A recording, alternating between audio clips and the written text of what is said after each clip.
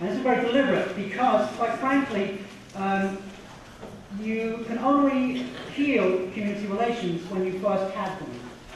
And the trans community does not have a relationship with Pride Toronto.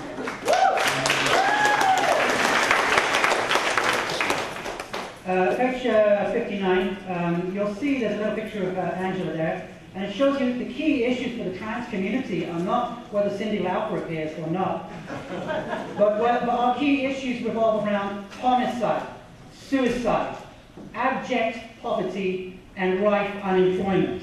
These are our issues. We would like to share them with the new version of Pride Toronto. Because of our visibility, trans people have always been at the forefront of the fight for queer rights, but not the receipt of those rights. Early on in the gay liberation movement, there was a conscious decision made to sanitize the gay image. Gay men were straight acting, lesbians wore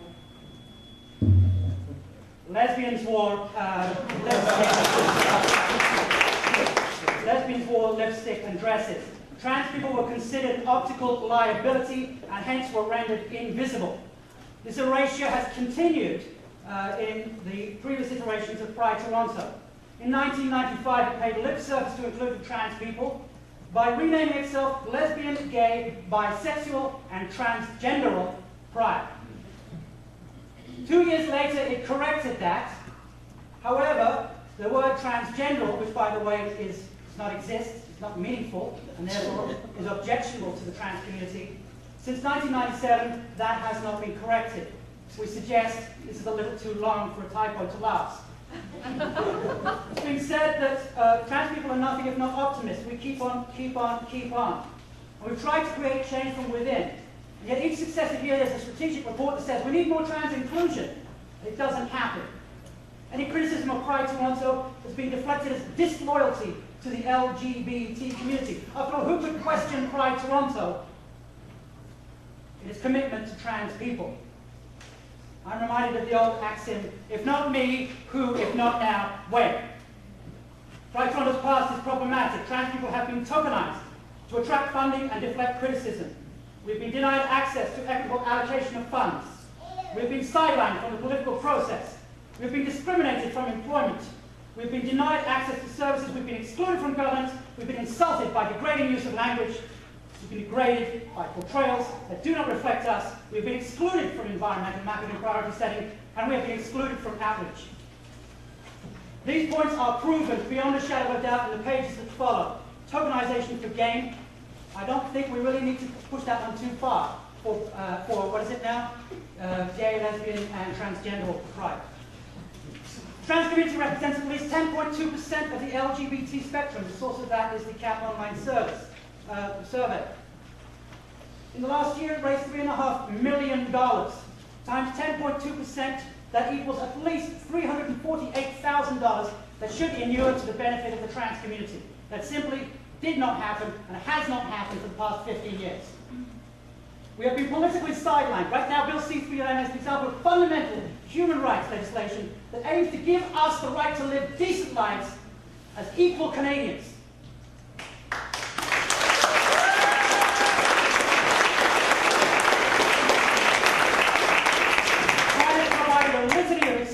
None of which hold water. We are too busy with more important issues to waste time on this. That is when it's bothered to say anything at all. For the most part, it has remained silent. Despite direct invitations to engage in the community, even as late as February 9th, in the Houses of Parliament, while Bill C-309 limps through the lower house to be possibly killed at the Senate, Pride Toronto continues to ignore this battle. This is not a frivolous cause. To reiterate for absolute clarity, this is a battle to add gender identity to existing anti-discrimination laws. Pride Toronto has provided no support for this cause. Unemployment. Without Bill C-389, it is possible to fire someone for simply being trans. This, combined with systemic transphobia, means that unemployment in my community runs in excess of 50 to 60%. We can only survive based on charitable help. We live on lower than the poverty line. 50% of us live on less than $15,000 a year. Last year, Pride Toronto spent, you can see Toronto's employment expenses on page 62. I invite you to do the math. Employment and salaries, freelance staff, outside security staff, outside catering staff and consultants for a grand total of $872,196. Trans employment expenses last year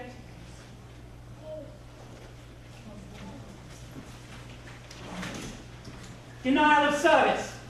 There are 3 examples. There are many to choose from, but there are 3 excellent examples. In the summer of 2009, Pride Toronto attempted to ban the trans march. Pride Toronto then attempted to confine the march to the sidewalk only. Pride Toronto then attempted to stop the trans march from entering the heart of our gay village by failing to provide safety marshals, failing to stop traffic crossing east to west on Wellesley, and by placing a barricade staffed by police across the top of Church Street to deny us access to our home. Exclusion from governance. Up until December 2010, Pride Toronto bylaws used transphobic language, which excluded trans people specifically from becoming co-chairs in this organisation. These bylaws have since been changed. However, no trans person could be elected to the board until next AGM in late 2011, and after Pride of 2011 is over. Eligibility for general directorship is at the discretion of the standing board. There has never been a trans board member. There has never been a trans executive director. There has never been a trans person in any position of authority at Pride Toronto. Degrading language. There are numerous examples. I picked one that has cut to the heart of my community and which we have not forgiven you for. Pride Toronto, without consultation with the trans community, chose a theme for the Trans Human Rights March. This theme used in all marketing communications was "When Harry Became Sally." This demeaning language for a march to stop murder, suicide and violence against trans people was seen as a painful and deep betrayal of trust. The trans community still feels this, and Pride Toronto has not apologised to my satisfaction. Erasure. As an example of many systemic erasures, if one views the current gallery on the Pride Toronto website, there is a flicker show of several hundred official pictures from Pride 2010.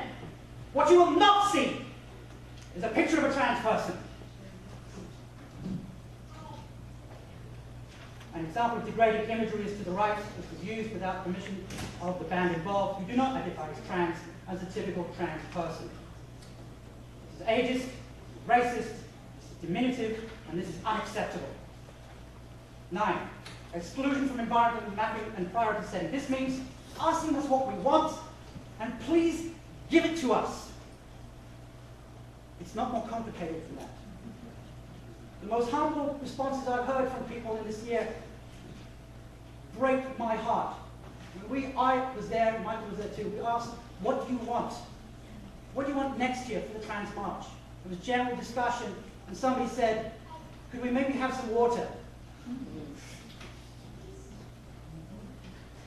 Pride Toronto has produced many strategic plans stating the need for Pride Toronto to attract trans involvement. This simply has not happened. The claim that the trans community is fragmented and impossible to get a hold of is clearly and demonstrably not true. A short walk 100 yards from Pride Toronto's office is this very building, which has daily activities for the trans community, including tonight. The centre has a trans access program which provides training in cultural competence and assistance with college development. The centre also liaises with other areas where we exist. There's no excuse for this. If you turn to page 65 and 66, you will see on the right-hand side, if you really need it, the following question was asked of the trans community. Please indicate your level of agreement with each of the following sentences. For the most part, Pride Toronto addresses my interest. Generally speaking, I feel Pride Toronto is responsive. Generally speaking, treats my specific community with sensitivity. Generally speaking, consults with my specific community, and so forth. 5.2% could link through and strongly agree with this. The remaining 96% feel differently. There are 10 recommendations in this section of the report, and I would urge Pride Toronto to consider these as very, very, very strongly worded recommendations. 1, you will cease tokenism. 2, you will provide equitable access to resources and funds. 3, you will engage in the trans political process. 4, you will cease employment discrimination. 5, you will provide trans access to service. 6, You will include trans people in governance. You will use respectful language. You will use respectful portrayals and imagery. You will include us in environmental mapping and priority setting, and you will include us in outreach and development access.